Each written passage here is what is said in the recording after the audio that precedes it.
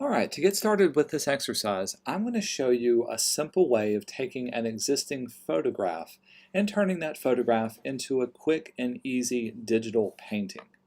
So to do this, let's close out what I've already been working on. Go to the class Moodle page and download the quick painting folder contents for this exercise. Within this folder, of course, I'm giving you the instructions to set this up, but I'm also giving you a variety of different images that you can use to practice these tools and techniques.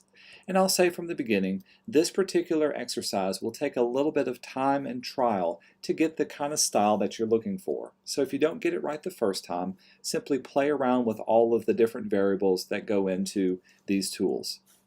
So the one I like to use is, we'll use this one. Let's drag it into Photoshop. I'll make it larger so we can see it. And the three palettes that we need to have open are going to be your History palette, your Adjustments palette, and also your Layers palette. And if you don't see these, remember you can go to your Window drop-down menu and find them from those selections. The first thing we want to do is to get a simple opposite or a complementary color scheme to your existing image. To quickly do this, go to your Adjustments palette and click on the Hue and Saturation adjustment. It's the first one on the second row. This will add a new layer to your Layers panel and also open up your Properties panel, which will give you a variety of sliders. And when you click on the Hue slider, you can see how easily it is to change up the colors that are on your image. And what we're looking for is something that's drastically different from our starting point. So if I drag it over here, this gives me an almost purplish blue, something that's different and complementary to my starting point. I like the way that looks. So now let's flatten our image by going to Layer and choose Flatten Image. You can now see in our Layers panel we just got the one background layer. The next thing we need to do, and this is very important, is to save a screenshot or a snapshot of our existing state. Within our History panel, if you look at the very bottom, click once on the little camera icon, and this will change and create a snapshot at the very top. We can double click on it and change the name of this to our underpainting. And now we can choose back and forth between this underpainting and also our original image that we can add details to later. The next thing we need to do to set this up is to give ourselves a blank neutral canvas. Hold down Shift and Delete. This will give us our fill options. Change the contents to be color, and this will let you pick whatever color that you want it to be. I say something neutral. I tend to like a darker kind of neutral, and it can be a color. I'll choose this nice kind of darker red. We'll say OK to that. Say OK to that. And here's our nice primed canvas that we can start off with. Now the tool that we're going to use is our Art History Brush tool. This Art History Brush is located usually underneath the History Brush tool, but make sure you've got the tool that's got the little curlicue at the top of it. This is going to allow us to add some random style to the brush strokes that we are creating. When you select this one, it works like a regular brush in that you can choose some predefined brush styles. You can also open up the brush styles presets or brush settings and be able to change them up over here. I like to have this one open to shift between two as well. But also, check out some of the other options along your control panel. You can change up the opacity of it. You've got a variety of different random styles to choose from. And later on, you can play around with the area and the tolerance. The main thing to know is if you want to get different styles and different looks, very often I'll play around with any of these settings that are up here. But for this first part, we'll keep it nice and simple.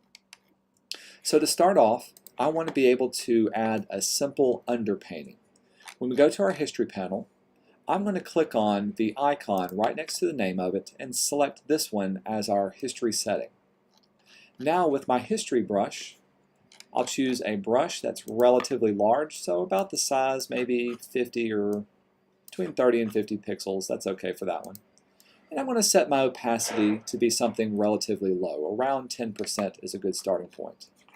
Now when I click and drag over my canvas, what it's doing is it's picking up that underpainting and it's adding a little bit of random splotchiness to it to give it some simple details.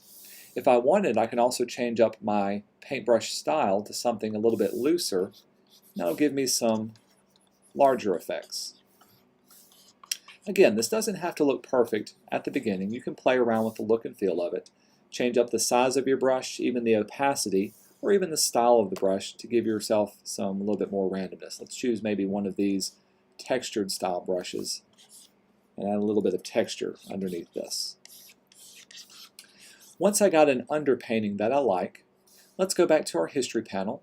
We'll scroll back to the top, and I'm going to click on the icon next to our document's name. Make sure you don't click on this particular layer, but you want the icon itself. With that selected, let's change our brush back to our basic brush that I was working with, and we're going to make this brush nice and small. And when I say small, I mean between 1 and 10 pixels, so very, very small for this size canvas. That looks pretty good right there. Additionally, you can keep your opacity relatively small, but I'm going to bump it up just a little bit more. The higher the opacity, the easier it is to see the color that you want to work with. And I'm going to change my style to something a little bit tighter. From here, when I click and drag, you can see it'll pick up some of the original shapes or of the original image. Now, if this isn't something that you like, I'll undo this. Let's back up. Let's try a little bit smaller brush. I was working with a 10 point. Let's drop it down to maybe 4 points. And I'll even turn on some shape dynamics, adding some size jitter. There we go. Now I'm getting a little bit better look and feel. Again, I'm simply playing around with the look of it. You can also adjust the opacity, drop it down, and slowly build up the image that you have. Another thing you could do, rather than just painting on our background layer, is if you wanted, you could add another layer on top of it and start painting with this one. So in this case, let's go to our layers. I'm going to add a new layer. Maybe change up the blending mode to something like overlay or soft light. Let's see what results I can get with this one. Very often it will merge with the underlining layers. Let's try something like vivid color. Hey, this will give me some colors that will pop.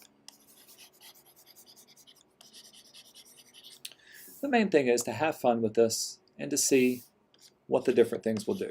Setting it to something a little bit looser, give us brush strokes that look like this.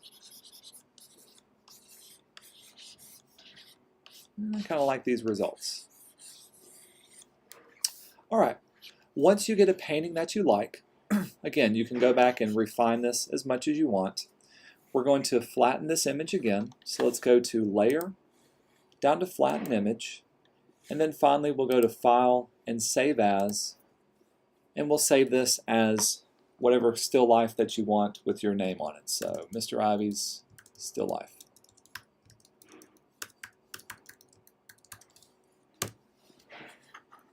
We'll save it as a nice high quality JPEG. This JPEG is what you'll upload to Moodle once you're finished. Now again, play around with the different settings and also play around with your different brushes. Very often you can get some very painterly looking type of effects once you get a look and feel of it.